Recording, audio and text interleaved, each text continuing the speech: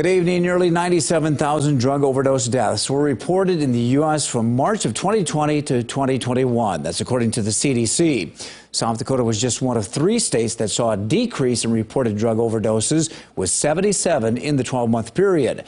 A former DEA agent says that these tragedies will continue if more isn't done to stop illegal drugs coming into the U.S. KELOLAND's Kelly Volk looks at what the problem means here at home. When Minnehaha County Sheriff Mike Milstead met with law enforcement who work near the U.S.-Mexico border about 2 months ago, they shared this message. They looked at us and said, look, these drugs are coming to your county. They're not staying in ours. Milstead says drugs getting across the southern border include counterfeit pills. Quite frankly, many of them have lethal doses. It only takes 2 milligrams of fentanyl to be a lethal dose. And these aren't made by rocket scientists. These aren't made by chemists and engineers. Jeffrey Stamm is the executive director of the Midwest High-Intensity Drug Trafficking Area.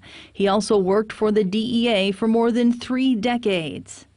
Right now we're being overwhelmed with the availability of drugs, not just fentanyl, but cocaine, methamphetamine, marijuana, as well as heroin.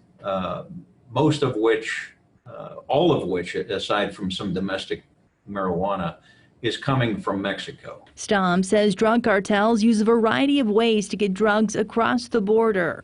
He says the impact travels all the way to KELOLAND.